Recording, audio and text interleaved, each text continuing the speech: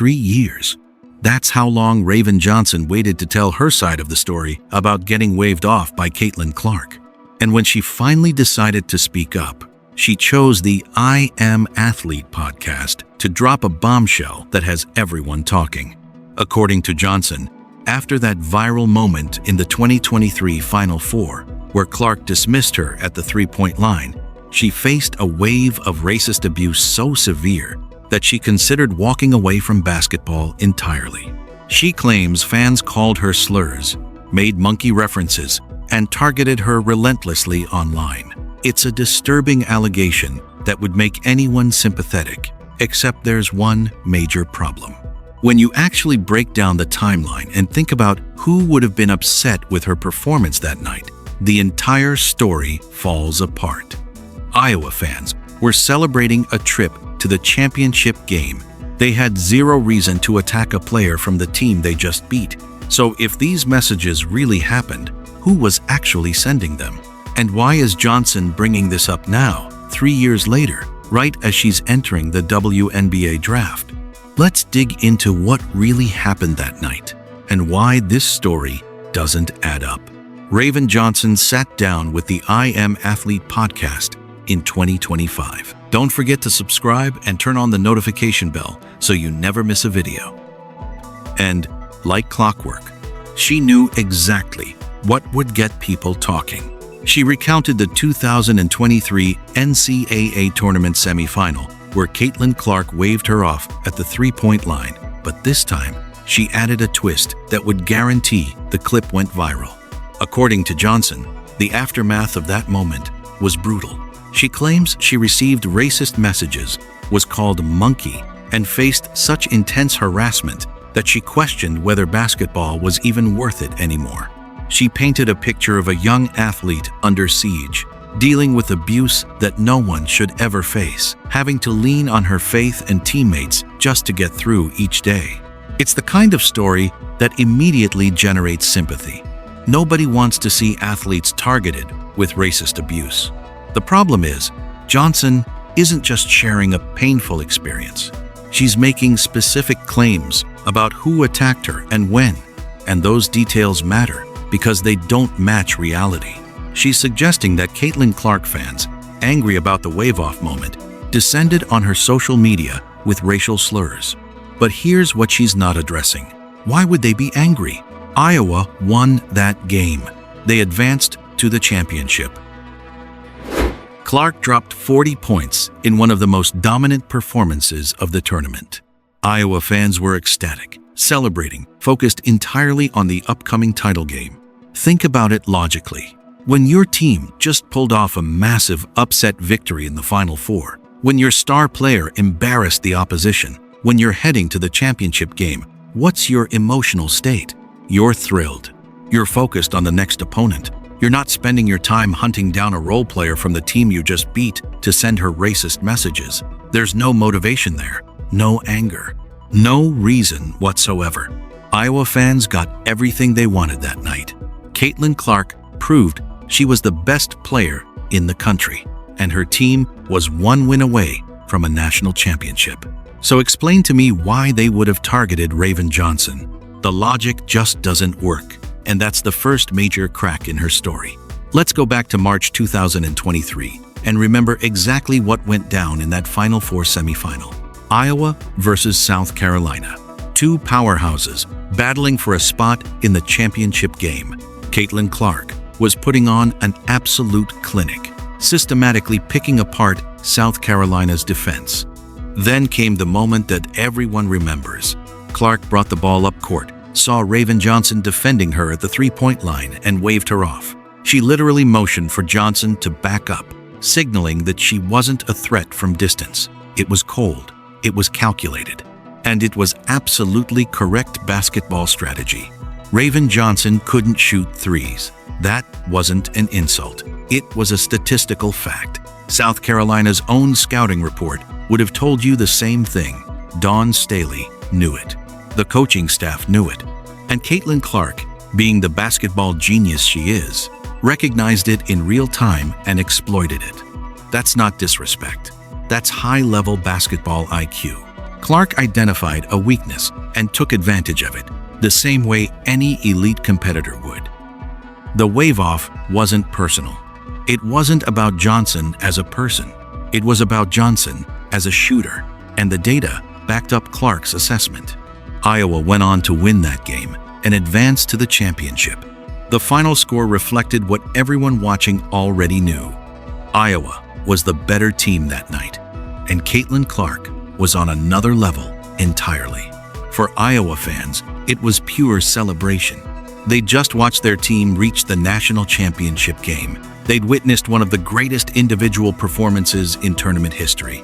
They were calling family, texting friends, planning watch parties for the title game. That was their focus, not Raven Johnson, not some role player who got exposed for a weakness in her game. They'd already moved on. But South Carolina fans? They were devastated. Their championship dreams had just ended. They'd watched their team get outplayed on the biggest stage.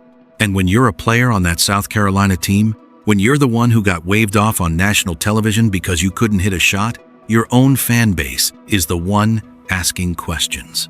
They're the ones saying you needed to step up. They're the ones frustrated that you couldn't answer the moment. That's where the real criticism would have come from.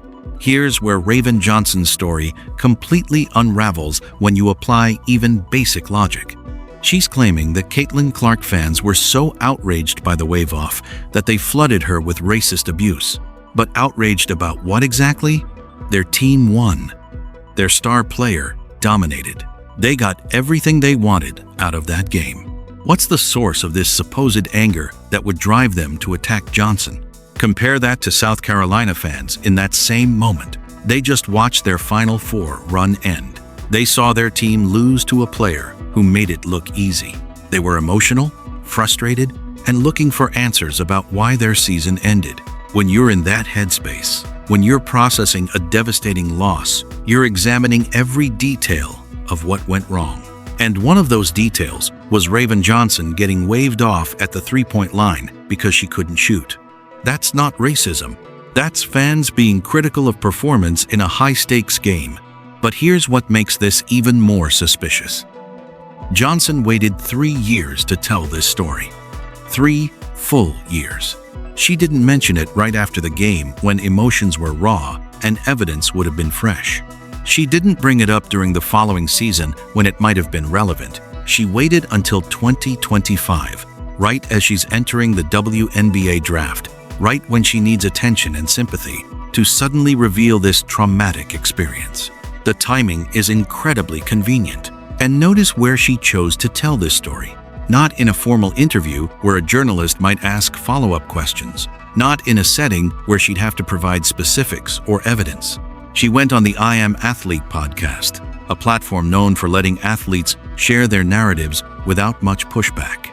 The hosts nodded along sympathetically. Nobody asked the obvious questions. Where are the screenshots? What platforms did this happen on? Did you report these accounts? Did anyone investigate? Were there any consequences for the people sending these messages? None of that came up, because the story itself was more valuable than the truth. If this harassment was as widespread and severe as Johnson claims, where's the evidence? In an age where everything is documented, where screenshots take 1 second, where athletes regularly expose trolls by posting their messages, why hasn't Johnson shown a single example? The absence of evidence doesn't prove it didn't happen, but it sure raises questions about the scale she's describing. This isn't just about Raven Johnson. This is about a pattern that keeps repeating with players from the University of South Carolina. Dawn Staley has built a championship program. There's no denying that. She wins at the highest level and develops talented players. But she's also created a culture where accountability seems optional, and victimhood is the default response to criticism. When you look at how South Carolina players react to adversity, both in college and when they reach the WNBA, there's a consistent theme. Blame others. Claim racism. Never look inward. Camila Cardoso made headlines for claiming abuse from Caitlin Clark fans. Other South Carolina players have followed similar scripts when facing criticism. The playbook is identical every time. Something happens on the court. They face criticism for their performance or actions. Instead of addressing the basketball side, they immediately pivot to claims of racism and harassment. They position themselves as victims of an unfair system or toxic fan base, and they never ever take accountability for whatever sparked the criticism in the first place. This comes from the top. Staley herself models this behavior. She shows up to games in designer outfits, making everything about her image and brand. When things don't go her way, she blames referees, blames media coverage, blames everyone except her own program. She's created an environment where her players learn that when you face adversity, you don't respond by getting better.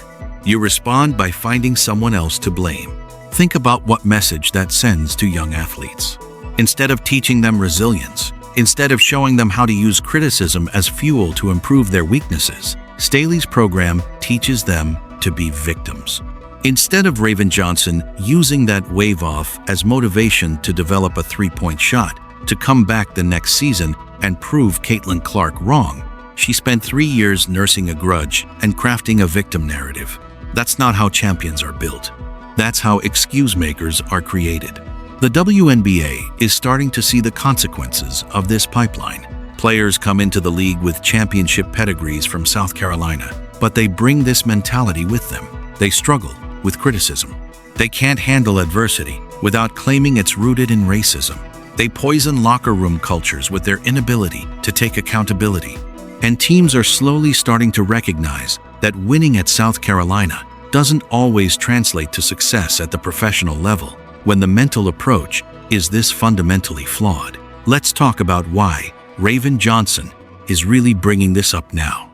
In 2025, she's not a household name. She's a role player from South Carolina entering the WNBA draft. Without something to make her stand out, without a hook to generate interest, her podcast appearances would get modest viewership at best. But there's a cheat code in women's basketball for instant attention, and Johnson knows exactly how to use it. Mention Caitlin Clark. Better yet, make yourself a victim of Caitlin Clark's fan base. Guaranteed clicks, guaranteed coverage, guaranteed relevance. This is the same pattern we've seen repeatedly in women's basketball. Players who haven't crossed paths with Clark in years suddenly bring her up in interviews. They recount old incidents.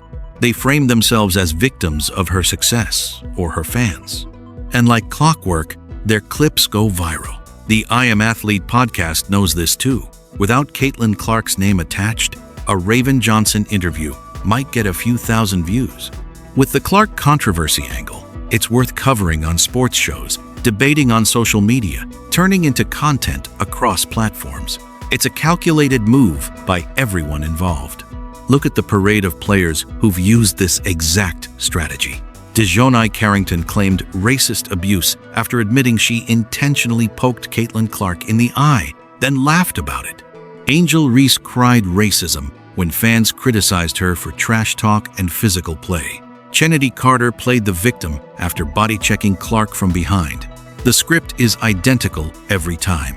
Do something controversial involving Clark or play against her and lose. Face criticism from fans. Frame that criticism as racism. Never address the actual basketball issues that sparked the criticism. Get sympathy from media outlets. Ride the attention wave. It's exhausting for fans who actually want to discuss basketball. They can't critique a player's shooting percentage or defensive effort or decision-making without being labeled racist. They can't point out that a player underperformed in a big game without that player claiming harassment. The conversation gets hijacked every single time, shifted away from legitimate basketball analysis and into territory where any criticism becomes evidence of prejudice. Raven Johnson is playing this game perfectly. She waited 3 years, timed it to her draft year, went on a platform that wouldn't challenge her narrative, and dropped a story she knew would generate attention. She's using Caitlin Clark's name to stay relevant, to create a storyline around herself, to position herself as someone who's overcome adversity. And the sad part is, it's working exactly as planned. For WNBA teams evaluating Raven Johnson in the draft, this podcast appearance should raise serious red flags. Not because of what she experienced, but because of how she's choosing to handle it 3 years later. She's demonstrating a mindset that's toxic to winning cultures. She's showing that when things get difficult, when she faces criticism or adversity, her instinct isn't to get better. It's to blame others and claim victimhood. That's not the foundation you want to build a franchise around. The Indiana Fever specifically dodged a bullet here. There were reports that some people within the organization wanted to draft Johnson. Imagine bringing her into a locker room with Caitlin Clark. Imagine the dynamic that would create. You'd have a player who's already established that she views Clark fans as racist attackers. How does that work when those same fans are cheering for your team? How does that work when the media coverage of your games involves the player you framed as the source of your trauma? The Fever just went through this with Kelsey Mitchell. They watched a talented player poison the culture with her victim mentality and refusal to take accountability. Mitchell blamed teammates when things went wrong. She blamed coaching decisions. She created division in the locker room. And when she finally left, the team got better. The culture improved. The players rallied around each other instead of walking on eggshells. Why would Indiana repeat that mistake by drafting someone who's already showing the same tendencies? Building a championship culture requires a specific mindset. You need players who take accountability for their performance. You need people who use criticism as fuel to improve rather than as evidence of persecution. You need competitors who focus on getting better instead of crafting narratives about why they struggled. Raven Johnson has shown that she doesn't fit that profile. 3 years later, she's still talking about getting waved off, instead of showing that she's developed the shooting range that would prevent it from happening again. Smart front offices will see this podcast appearance for what it is. It's a preview of how Johnson will handle adversity at the professional level. When she struggles against better competition, when fans criticize her performance, when she faces the pressure of the WNBA, she's already laid the groundwork for her excuse. She'll claim it's the same racism she faced in college. She'll demand investigations. She'll make everything about her victim status instead of her basketball development. That's not a player you invest a draft pick in. Here's what makes Raven Johnson's claims so damaging beyond just her own situation. Real racism exists in sports. Real athletes face genuine harassment and abuse based on their race. Real incidents happen that deserve attention, investigation, and consequences for the perpetrators. When players manufacture racial controversies to deflect from basketball criticism, when they cry wolf to generate sympathy and attention, they make it harder for actual victims to be believed. They diminish the seriousness of legitimate cases. They give ammunition to people who want to dismiss all claims of racism as attention-seeking behavior. Think about what happens the next time a player comes forward with a genuine case of racist abuse. Skeptics will point to incidents like this one. They'll say, athletes just use racism claims to avoid accountability. They'll question whether the harassment really happened, or if it's being exaggerated for sympathy. They'll demand more evidence, more proof, more verification before they're willing to believe it. And that skepticism, while sometimes warranted, makes it harder for real victims to get the support and protection they deserve. Johnson had other options for how to handle that 2023 moment. She could have used the wave-off as the ultimate motivation. She could have spent the entire offseason in the gym working on her three-point shot. She could have come back the next year and knocked down threes at such a high rate that no opponent would dare leave her open. That would have been the competitive response. That would have been the response of someone focused on greatness rather than grievance. Imagine if she'd developed into a legitimate three-point threat and gotten the chance to face Iowa again. Imagine hitting a big three over Caitlin Clark and getting to wave back. That would have been the perfect redemption arc, the perfect way to flip that narrative. But that requires work. That requires looking at your weaknesses honestly and putting in the hours to address them. That requires accountability and self-reflection. It's much easier to spend 3 years blaming invisible racist fans for your emotional struggles. It's much easier to craft a victim narrative than to actually improve the parts of your game that got exposed. And that's the choice Johnson made. She chose the easy path of victimhood over the hard path of improvement. In doing so, she revealed exactly why Dawn Staley's program keeps producing players with this same mindset. It's what they're taught. It's the culture. Raven Johnson isn't alone in using this playbook, and that's what makes it so concerning for the future of women's basketball. There's an emerging pattern where certain players have learned they can weaponize racism claims to deflect any criticism of their performance or behavior. It's becoming a shield that makes them untouchable, at least in the eyes of media members who are too afraid of being called racist themselves to ask tough questions. DiJonai Carrington literally admitted she intentionally poked Caitlin Clark in the eye, went on podcasts laughing about it, and then claimed she faced racist harassment when fans called out her dirty play. She never addressed why intentionally poking someone in the eye might make fans upset. She skipped right past the accountability part and went straight to victimhood. The media ran sympathetic pieces about the abuse she endured without ever asking why fans might have legitimate reasons to criticize her actions. Angel Reese followed the same script. After repeatedly engaging in trash talk and physical play that crossed lines, after taunting opponents and then complaining when she got the same energy back, she claimed any criticism was rooted in racism. She built an entire brand around being a victim of unfair treatment, never acknowledging that fans were responding to her behavior, not her race. And it worked. She got endorsement deals. She got media coverage. She became a polarizing figure, which translates to attention and money. Chennedy Carter body-checked Caitlin Clark from behind in one of the most obvious cheap shots of the season. The play was indefensible on basketball grounds alone. But when fans called it out, when they criticized Carter for a dangerous play, she claimed racism. The WNBA, terrified of being seen as not taking racism seriously, launched an investigation. They found nothing, because there was nothing to find, but the narrative had already been established. Carter got to play victim. Media wrote pieces about online toxicity, and nobody had to address the actual cheap shot that started the whole thing. This is the cycle that keeps repeating. Player does something controversial. Fans criticize the action. Player claims the criticism is racism. Media accepts the claim without scrutiny. League investigates and finds nothing. Player's reputation as a victim is established. Rinse and repeat.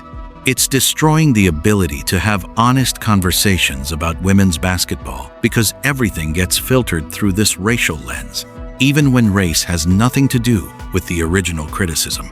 Raven Johnson made a choice, and that choice tells you everything you need to know about her mindset heading into the WNBA. She could have responded to that 2023 wave-off by becoming a better shooter.